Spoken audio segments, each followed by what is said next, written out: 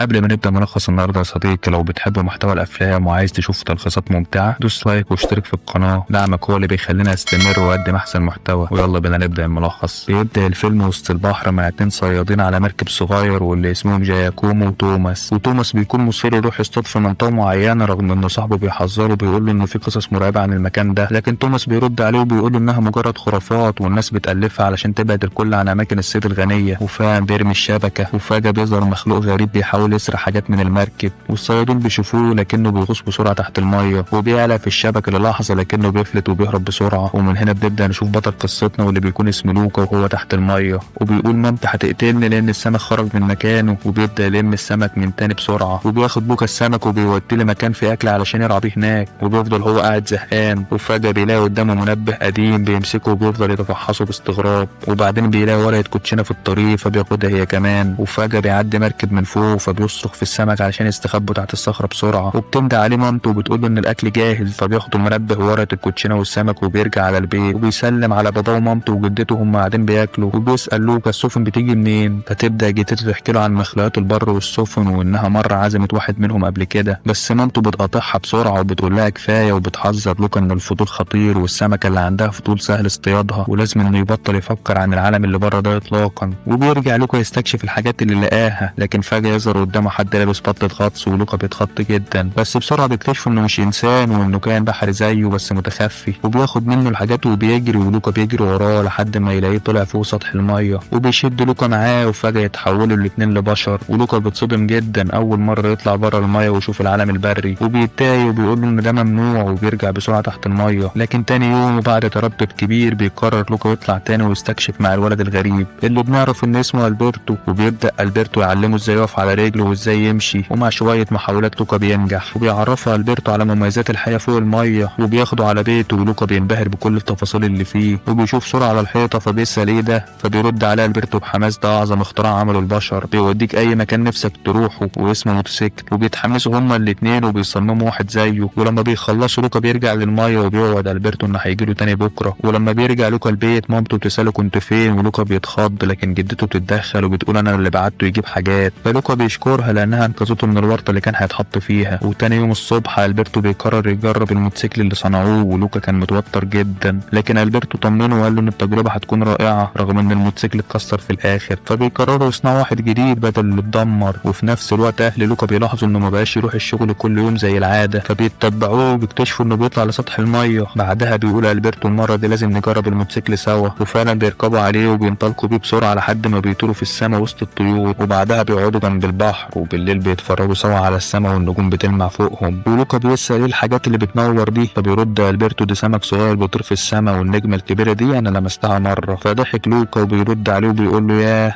حياتك ممتعة أكتر من حياتي بكتير، أنا عمري ما رحت لأي مكان، أنا بس بحلم بالأماكن دي. فقال له ألبرتو بس أنت هنا دلوقتي، فرد عليه لوكا وقال له لولاك ما كنت شفت ولا عشت أي حاجة من الحاجات دي. بعدها سأله لوكا وقال له عمرك دخلت مدينة البشر قبل كده، فقال له ألبرتو لأ بس بابا حكى لي عنها كتير. فقال له لوكا أنت محظوظ بوالدك. وبعد لحظة سكوت لوكا قال تخيل لو كان عندنا موتوسيكل حقيقي. وبينام لوكا في المكان وبيحلم إنه لمس النجمة الكبيرة وبيصحى مفزوع وبيرجع جري على بيته اللي تحت المية، ولما بتشوف أمه وهو داخل بتلاقي معاه المنبه وورقة الكوتشينة، وأبوه بيقول له وعدنا إنك مش هتطلع فوق تاني. وفجأة بيظهر عمه واللي اسمه يوغو وبتقرر مامته تعاقبه وتبعته يعيش مع عمه في قاع المحيط موسمين كاملين، ولما يعترض تقول له خليهم 3، فلوكا يسكت ويمشي. وبيروح بسرعة لألبرتو وبيحكي له كل اللي حصل. ألبرتو بيقترح عليه حل جريء وبيقول له ليه ما نروحش نعيش في مدينة البشر وكده أهلك مش هيعرفوا يوصلوا لك وهتشوف هناك موتوسيكلات حقيقية وهنعيش بحريتنا ومحدش هيتحكم فينا. ولوكا كان مرعوب من الفكرة لكن ألبرتو طمنه ما تخافش احنا سوا في ده. وبيوصلوا فعلا لمدينة البشر ولوكا مش قادر يشيل عينه من على الشوارع والناس والعالم اللي عمره ما شافه قبل كده، لكن فجأة بيشوف تماثيل وصور لصيادين سمك وبيترعب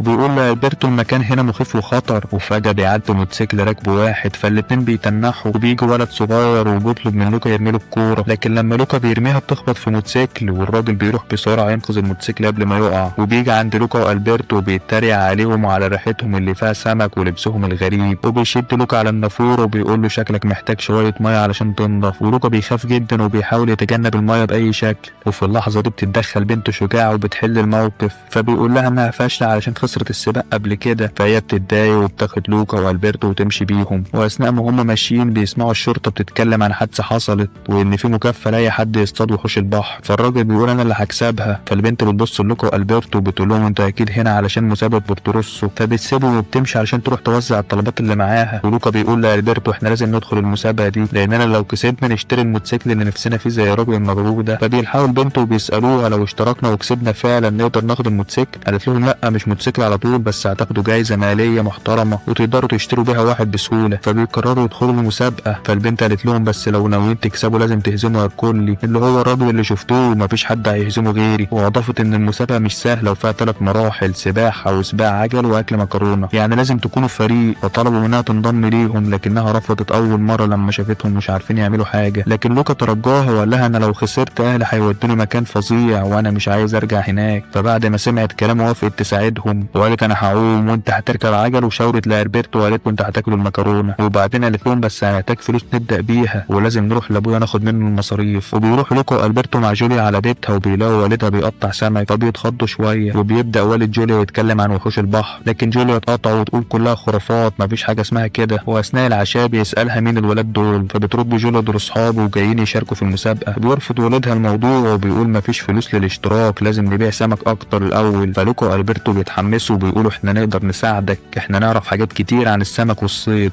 وفجاه ينط القط على وش لوكا، فبتعتذر جوليا بسرعه وبتقول لهم لو محتاجين مكان تباتوا فيه ممكن تباتوا في بيت الشجره بتاعي. وبيوافقوا على طول. وفي الوقت ده اهل لوكا بيطلعوا من البحر وبيتحولوا لبشر علشان يدوروا على ابنهم في المدينه. وتاني يوم الصبح لوكا بيصحى مفزوع لما بيلاقي ان هم اتحولوا لاشكالهم البحريه بسبب الميه اللي كانت حواليهم. وبيصحى البرتو بسرعه وبيستخبوا هما الاتنين وبيجففوا نفسهم قبل ما حد يشوفهم. وبيطلب والد جوليا منها انها توصل الطلبات، وبياخد لوكا والبرتو معاه في رحله صيد. والقط مازال بيطارد لوكا وده بيخليه متوتر جدا. وبيلاحظ والد جوليا ان البرتو بيبص على دراعه المبتور، فبيقول له انا اتولدت كده. بعدها يقترح البرتو ان هم يغيروا مكان الصيد وبيشاور له على اتجاه تاني وبيقول له السمك كله هناك. وفعلا بيجربوا وبيصطادوا كميه كبيره من السمك. وجوليا بتفرح جدا لانهم اخيرا يقدروا يدفعوا اشتراك المسابقه. وفي نفس الوقت اهل لوكا بيوصلوا المدينه وبيبداوا يدوروا عليه. اما لوكا والبرتو وجوليا فبيروحوا يقدموا في المسابقه وبيسمعوا التفاصيل. وفجاه الكل بيدخل بثقه وبيسجل اسمه هو وفريقه وبيبدا يستفزهم وبيتخانق مع جوليا والبرتو. وبيوجه كلامه للوكا بيقول له انا بفطر اطفال زيك كل يوم. فلوكا بيخاف لكن جوليا مش بتتاثر وبتفرح ان هم دخلوا المسابقه فعلا. وبتبدا تدرب لوكا والبرتو بكل جديه وبتوديهم للبحر علشان يتدربوا على السباحه. لكن اركل وفريقه بيظهروا بالمركب وبيحاولوا يضايقوهم. والبرتو بيقع في البحر وبيشوف اركل بشكله الحقيقي، لكن لوكا بيغطيه بسرعه وبينشفه قبل ما جوليا توصل. في الجهه التانيه مامة لوكا بتحاول تكشف ابنها فبتجيب ميه وترش على الاطفال علشان تشوف مين هيتحول. ولوكا بيسمع صوتها وبيعرفها فورا فبيتخض ويتوتر وبيقول لالبرتو دي امي. لكن البرتو بيهديه وبيقول له مستحيل يوصلوا لنا هنا. بعدها البرتو بيروح يساعد والد جوليا. وجوليا بتقعد مع لوكا بتقول له انا حاسه اننا هنكسب المسابقه. وبتساله انت ليه عايز الموتوسيكل، فبيرد علشان الف بيه انا والبرتو في كل مكان واتفرج كل يوم على السمك اللي في السما ده. فبتضحك جوليا وبتقول له ده مش سمك، وعلى فكره انا عايز اكسب المسابقه علشان ما حدش يفتكرني فاشله او غريبه الاطوار. وبتاخده على التلسكوب وبتقول له اللي في السما ده نجوم مش سمك، دي كرات ناريه ضخمه زي الشمس. وساعتها لوكا بيكتشف ان البرتو كان غلط وبيبدا يتخيل نفسه بيطير وسط الكواكب والنجوم. وجوليا بتبدا تشرح له عن المجموعه الشمسيه والمجرات فبيطلب منها يستعير كتابها. بتضحك وبتقول له خلاص الكتاب ده بقى بتاعك. وفجاه بينادى البرتو على لوكا ولما بيروح له بيقول له النجوم دي مش سمك. لكن البرتو بيرفض يصدق وبيحاول يغير الموضوع وبيقول له تعالى اوريك الموتوسيكل اللي هنشتريه. لكن لوكا بيرد عليه انا عايز اروح المدرسه. البرتو بيتصدم وبيقول له ايه المدرسه دي، فبيقول له احنا مش محتاجين مدارس ولا حد يوجهنا، احنا عايزين نعيش بحريه. وفجاه يظهر اركل ويقول لهم انا متاكد ان في حاجه وراكم وبيبدا يضرب البرتو. ولوكا بيحاول يدافع عنه واركل بيقول لهم امشوا من هنا المدينه دي بتاعتنا. وتاني يوم الصبح بيرجعوا يتدربوا مع جوليا. وفي نفس الوقت اهل لوكا لسه بيدوروا عليه كل يوم. وفي يوم بتشوف مامة لوكا ابنها وهو راكب على العجله مع جوليا والبرتو فبتجري وراه على طول. وفي لحظه تانيه لوكا بيشوف القطر فبتقول لجوليا ان ده القطر اللي بيروح المدينه اللي فيها مدرستي. فبيسالها مدرستك دي لاي حد، فبترد ايوه بس بفلوس. والبرتو بيتضايق لما بيسمع الكلام ده وبيشد العجله وبيمشي، لكن بيتزحلقوا هما الاتنين وبيقعوا في البحر. ولما بيخرجوا لوكا بيتعصب عليه وبيقول له انت ليه عملت كده. فالبرتو بيرد عليه وبيقول له المدينه دي غيرتك. وبيكمل وبيقول له احنا هنا علشان نكسب الموتوسيكل ونمشي مش علشان مدارس. لكن لوكا بيرد عليه بعصبيه وبيقول له بس انا نفسي اروح المدرسه. والبرتو بيزعق انت ما ينفعش ينفعلكش مدرسه اصلا، وبيبداوا يتخانقوا وجوليا بتوصل وبتحاول تهديهم، لكن البرتو بينزل البحر وهو متضايق وجوليا بتشوفه وهو بيتحول وبتتصدم جدا لما تكتشف حقيقته. وفجاه بيظهر اركل وفريقه وبيحاولوا يصطادوا البرتو لكنه بيهرب في اخر لحظه. وبيرجع لوكا مع جوليا على البيت وبيسال والدها عن البرتو، فبيقول له لوكا البرتو مشي ومش ناوي يرجع. وبيقرر والد جوليا يخرج ويدور عليه بنفسه، وجوليا بترش ميه على لوكا ولما بتشوفه اتحول بتتاكد انه فعلا كان بحري، فبتتصدم وبتقول له لازم تهرب بسرعه، انت عارف ان بابا صياد ولو شافك كده مش هيرحمك. ولوكا بيجري على بيت البرتو القديم وبيعتذر له من قلبه، لكن البرتو بيكون لسه زعلان ومش بيقبل اعتذار، ويسال لوكا عن العلامات اللي على الحيطان، وساعتها بيعرف ان البرتو كان عايش لوحده طول الوقت وان والده سابه ومشي. والبرتو بيقول له بصوت مكسور انا مش محتاج حد في حياتي، انا دايما الولد الشاي اللي الناس ما بتحبوش، وبيطلب من لوكا يمشي ويسيبه. ولوكا بيرجع وبيقرر يدخل المسابقه لوحده، وبيلبس بدله حديديه علشان يخبي نفسه في مرحله السباحه، وفعلا بيكمل الجوله الاولى وبينجح. وبتبدا مرحله العجل وبيحاول الكل يستفز جوليا لكنها بتكمل السباق بشجاعه. والدنيا بتبدا تمطر واهل لوكا بيستخبوا، ولوكا كمان بيستخبى تحت تندة علشان الميه ما تكشفوش. وفجاه بيشوف البرتو جاي جري ومعاه شمسيه، لكن الكل بيزقه فبيوقعه والشمسيه بتقع منه، فبيتحول البرتو لشكل الحقيقي قدام اهل المارينا وبيتصدموا كلهم، والبرتو بيقع في شبكه الصيد.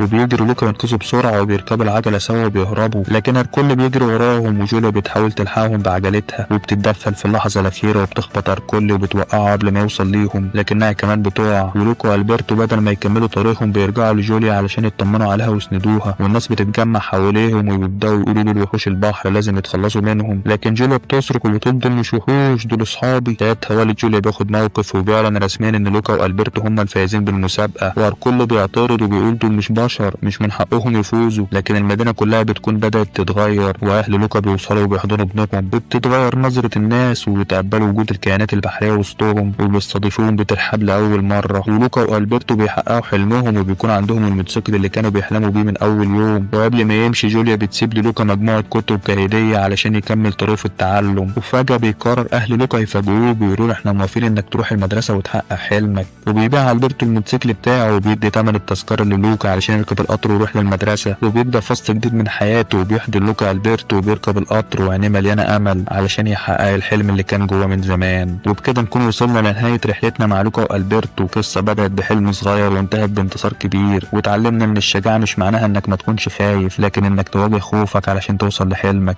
لو عجبك الفيديو ما تنساش تدوس لايك وتشترك في القناه علشان توصل لك اقوى الملخصات على طول، وشير الفيديو مع اصحابك اللي بيحب القصص اللي بتلمس قلبنا. دي كانت قصه فيلم لوكا باسلوبي، اشوفكم في فيديو جديد، سلام.